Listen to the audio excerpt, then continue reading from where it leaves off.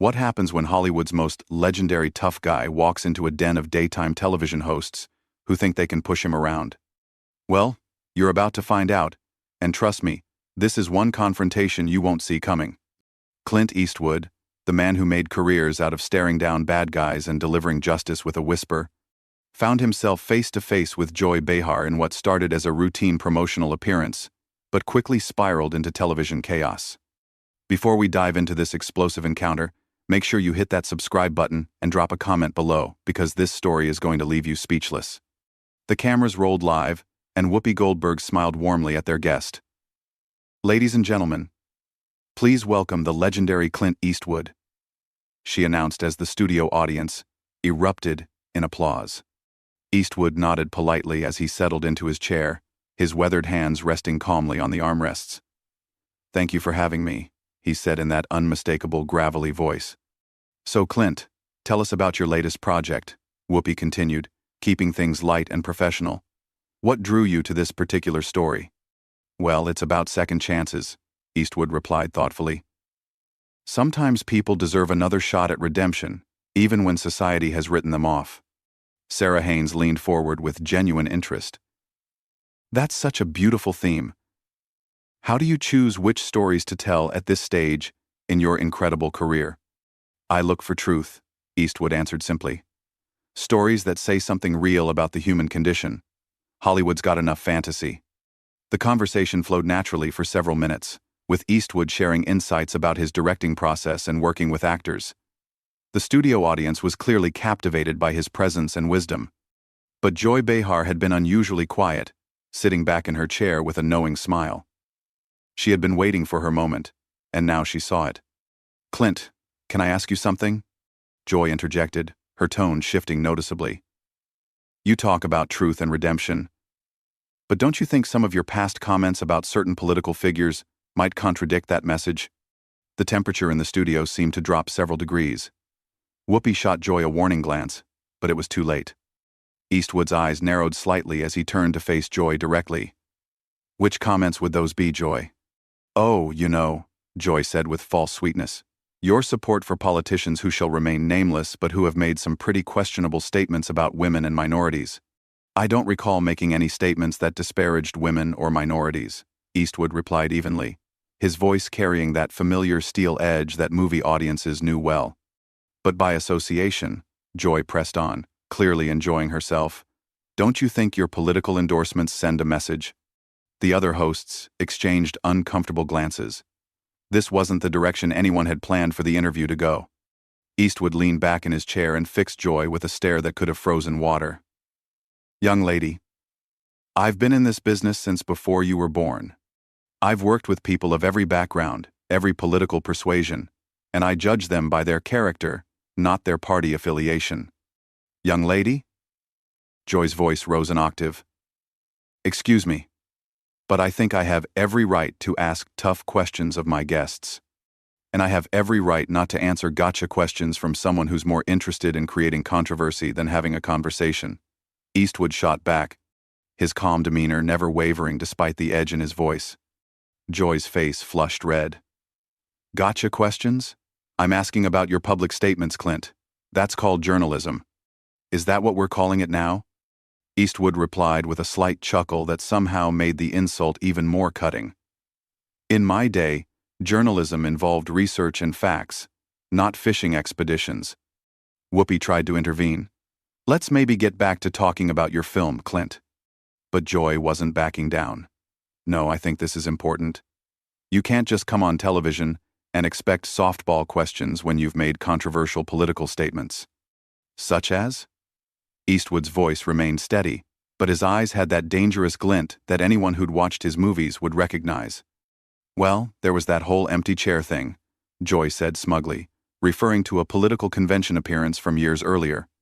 "You mean when I used a creative metaphor to make a point about political accountability?" Eastwood replied. "Yeah, I remember that. What about it?" "Don't you think it was a little, unhinged?" Joy pressed, clearly thinking she had found her angle. The studio audience was dead silent now. Even the crew members had stopped moving, sensing that something significant was happening. Eastwood leaned forward slightly, his voice dropping to that whisper-quiet tone that was somehow more intimidating than shouting. "Joy, let me ask you something. How many films have you made?" "What does that have to do with anything?" Joy shot back defensively. "Just answer the question. How many films have you directed, produced, or starred in?" "That's not the point. I'm a television host and comedian." "Right. And how many Academy Awards have you won?" Joy's voice was getting higher. "Again, that's not relevant to this discussion." "How about this then?" Eastwood continued, his tone becoming more pointed. "How many careers have you launched? How many young actors have you given their first break? How many stories have you told that actually meant something to people?" "I entertain people every day on this show," Joy replied. But her confidence was clearly shaking. "Do you?" Eastwood asked with genuine curiosity. "Because, from where I'm sitting, it looks like you ambush guests and try to create controversy for ratings. Is that your idea of entertainment?" Sarah Haynes jumped in, trying to lighten the mood. "Clint, your films have entertained millions of people around the world. What's been the most rewarding part of your career?" But Eastwood wasn't ready to let Joy off the hook yet. "You know what, Sarah? I'll answer that. The most rewarding part has been working with professionals. People who understand that respect is earned, not demanded. People who don't hide behind a panel of co-hosts to take cheap shots at their guests." Joy's mouth fell open. "Cheap shots? I'm asking legitimate questions about your political views." "No," Eastwood corrected her. "You're trying to create a viral moment for your social media clips. There's a difference between asking about someone's views and trying to ambush them." "I'm not ambushing anyone," Joy protested. "I'm doing my job." "Your job is to interview guests about why they're here?" Eastwood replied calmly. "I came here to talk about a film I'm proud of, a story about redemption and second chances. You want to talk about politics and create drama." Whoopi made another attempt to steer the conversation. "The film does sound fascinating, Clint. Can you tell us about the main character?" "It's about a man who's made mistakes," Eastwood said, his eyes still locked on Joy, "but who's trying to do better. Sometimes the biggest obstacles aren't the ones in front of you, but the people who want to keep you defined by your past instead of letting you grow." The metaphor wasn't lost on anyone in the studio, least of all Joy, who was clearly getting more agitated by the minute. "That's a beautiful message," Sarah said, clearly trying to keep things on track. "Redemption is such a powerful theme in storytelling." But Joy wasn't about to let the moment pass. "Speaking of redemption, don't you think some people are beyond it? I mean, when someone consistently supports divisive politics, at what point do we stop giving them chances?" Eastwood's jaw tightened almost imperceptibly. "Are we talking about the character in my film? Or are you trying to make this personal again?" "I'm talking about accountability," Joy replied with false righteousness. "Public figures have a responsibility to their fans. Do they now?" Eastwood's voice carried that dangerous quiet that anyone familiar with his movies would recognize. "And what responsibility do television hosts have to their guests?" "To ask the tough questions that matter." Joy shot back immediately. "No," Eastwood said firmly. "To treat people with basic human decency, something you seem to have forgotten." The other hosts exchanged panicked glances. Whoopi was frantically trying to signal the producers, but Joy was too caught up in what she thought was her moment of triumph. "Human decency?" Joy laughed harshly. "That's rich coming from someone who's spent decades playing violent characters and glorifying gun culture." The studio audience gasped audibly. Even by the View's standards, this was crossing a line. Eastwood sat back in his chair and studied Joy for a long moment, as if seeing her clearly for the first time. "You know what your problem is, Joy?" "Enlighten me," she replied sarcastically. "You think being loud makes you right. You think being confrontational makes you brave.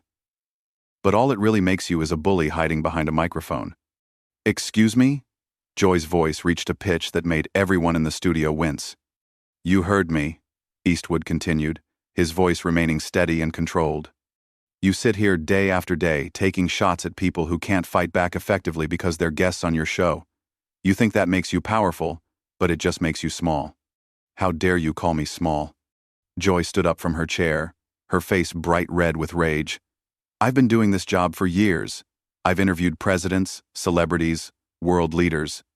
And how many of them left here feeling like they'd been treated with respect?" Eastwood asked pointedly. "How many walked away thinking that was a professional interview?" Joy was sputtering now. "I don't have to take this from you or anyone else." "You're absolutely right," Eastwood agreed calmly. "You don't have to take anything from me. Just like I don't have to sit here and let you turn what should have been a conversation about art into your personal political theater." Whoopi finally found her voice. "Clint, Joy, maybe we should all take a breath here." "No, Whoopi," Eastwood said, standing up slowly. "I think Joy and I understand each other perfectly now." Joy was practically vibrating with anger. "You can't just walk out of an interview because you don't like the questions." "Watch me," Eastwood replied with that iconic squint. "I came here as a courtesy to talk about something I care about. I didn't come here to be your punching bag for the day." "This is live television," Joy protested. "You can't just leave." "Can't I?"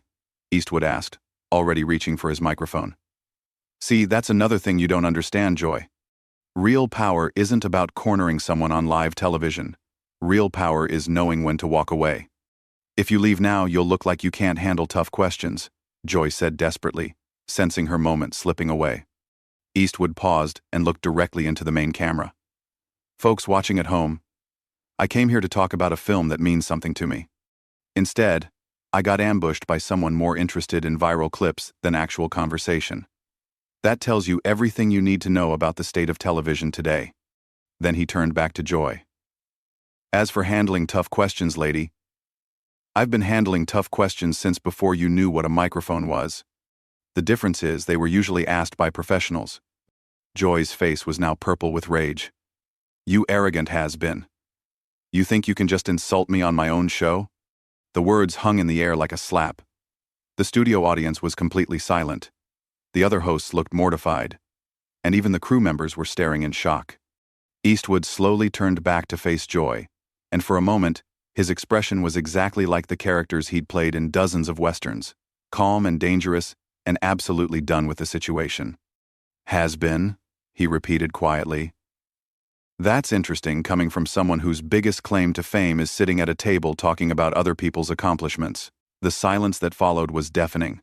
You could hear a pin drop in the studio as everyone processed what Joy had just said. Eastwood's expression didn't change, but somehow the air around him seemed to crackle with energy. "Has been," he repeated slowly, as if tasting the words. "You know, Joy, in all my years in this business, I've been called a lot of things, but usually by people who had accomplished something themselves." Joy realized she had gone too far, but pride wouldn't let her back down. "I've accomplished plenty, thank you very much." "Have you?" Eastwood asked, his voice dropping to that whisper that was somehow more terrifying than screaming. "Let's see. You've managed to insult how many guests over the years? Created how many controversies? Destroyed how many interviews that could have been meaningful conversations?" "I ask the questions that need to be asked," Joy replied, but her voice was shaking now. "No," Eastwood corrected her. "You ask the questions that get you attention. There's a difference between journalism and performance art, and you seem to have forgotten which one you're supposed to be doing." Whoopi made one final desperate attempt to salvage the situation. "Clint, maybe we can start over. Joy, why don't you apologize and we can get back to discussing the film?" Joy whirled on Whoopi. "Apologize? For what? For doing my job?" "Your job," Eastwood interjected, "is supposed to be entertaining and informing your audience, not attacking your guests for sport." "I wasn't attacking you," Joy protested weakly. Eastwood laughed, and it was not a pleasant sound. "Lady, I've been in actual combat. I know what an attack looks like. The difference is, when someone attacked me in the service, at least they had the courage to do it to my face instead of hiding behind a television show format." The other hosts were now openly staring at Joy with expressions ranging from embarrassment to disgust. Sarah looked like she wanted to crawl under the table. Even the studio audience was shifting uncomfortably in their seats. "You think you're so tough," Joy said, her voice breaking slightly. "Well, let me tell you something, Mr. Eastwood. This is my house. These are my rules. And if you don't like my questions, you can leave." Eastwood smiled, and it was the coldest smile anyone in that studio had ever seen. Your house? Your rules? You know what, Joy? You're absolutely right. This is your house. And that's exactly the problem. He stood up fully now, towering over the seated panel. In your house, guests get ambushed. In your house, disagreement means disrespect. In your house, creating drama is more important than creating understanding. Well, congratulations. You've built yourself quite a house there. Joy was practically sputtering. If you think you can just waltz in here and lecture me about television, you've got another thing coming. I'm not lecturing you about television, Eastwood replied calmly. I'm pointing out that what you do isn't television. It's a circus, and you're the head clown. The gasp from the audience was audible. Even by daytime television standards, this was unprecedented. How dare you? Joy shrieked, completely losing any pretense of professionalism. How dare you come on my show and insult me like this? Your show? Eastwood looked around at the other hosts. Funny, I thought this was supposed to be a panel show with multiple hosts. Turns out it's just the Joy Behar Ego Hour with some backup singers. Whoopi finally found her backbone. Clint, that's enough. Joy, you need to calm down right now. But Joy was beyond reason. Don't tell me to calm down, Whoopi. This man comes in here with his holier-than-thou attitude and thinks he can disrespect me on national television. The only person who's shown disrespect here, Eastwood said quietly, is you. From the moment I sat down, you've been looking for a fight instead of having a conversation. I was doing my job, Joy repeated, but the words sounded hollow now. No. Eastwood shook his head slowly. Your job would be asking me about my work, my process, maybe even my opinions on things related to filmmaking. Your job would be making your audience feel like they learned something or were entertained by something worthwhile. He gestured toward the cameras. Instead, you've spent the last 20 minutes trying to embarrass a guest who came here in good faith, and you've succeeded in embarrassing yourself and your show instead. Joy looked around desperately for support, but found none. The other hosts were studiously avoiding her gaze, the audience was clearly on Eastwood's side, and even the crew members were shaking their heads. Fine, she said finally, her voice cracking. If you don't want to answer real questions, then maybe you shouldn't be doing interviews. Eastwood was already removing his microphone, but he paused at those words. Real questions? You want to know what a real question sounds like, Joy? He looked directly into the main camera again. A real question would be, what drives you to keep making films at your age? A real question would be, what advice would you give to young filmmakers? A real question would be, what story are you most proud of telling? Then he turned back to Joy. But those questions require you to actually care about the answers, and we both know you don't. The studio was so quiet you could hear the camera operators breathing. Joy looked like she wanted to say something else, but for once in her career, she seemed to be at a loss for words. You know what the saddest part of all this is? Eastwood continued, his voice almost gentle now. You had a chance to have a real conversation with someone who's lived through decades of American cinema history. Instead, you chose to play gotcha games, like an amateur blogger, looking for clicks. He finished removing his microphone and set it carefully on the table. That's not just a waste of your time and mine, it's a waste of your audience's time. They deserve better than this performance you've been putting on. Joy finally found her voice again, but it came out as a screech. Don't you dare lecture me about what my audience deserves. I've been connecting with viewers for decades. Have you? Eastwood asked as he straightened his jacket. Or have you just been yelling at them for decades? Because there's a difference between connecting with people and just making noise. The producers were frantically signaling from behind the cameras, clearly trying to figure out how to handle this unprecedented situation.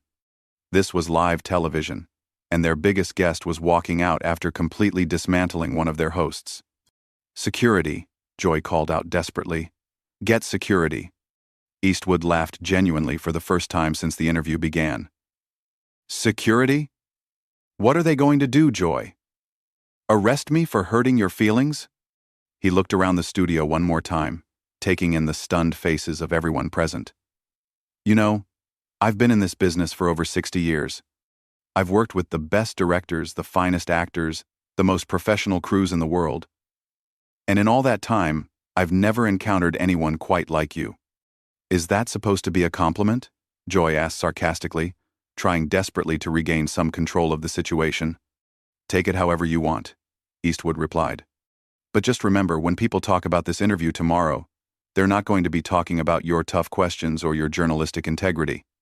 They're going to be talking about how you completely lost your composure and embarrassed yourself on live television. With that devastating final blow, Clint Eastwood walked calmly toward the studio exit, leaving behind a panel of stunned hosts, a shocked audience, and one completely humiliated Joy Behar, who was still trying to figure out how she had lost control so completely. As the studio doors closed behind him, the cameras captured Joy's face, red with rage and embarrassment, while the other hosts sat in stunned silence, knowing they had just witnessed television history, but not the kind anyone would want to be remembered for. So there you have it, folks. What started as a routine promotional interview turned into one of the most explosive confrontations in daytime television history. Clint Eastwood proved that even in his 90s, he's still the fastest draw in Hollywood, except this time his weapon was words, not bullets. Make sure to subscribe for more incredible stories like this one, and let me know in the comments, do you think Joy Behar finally met her match?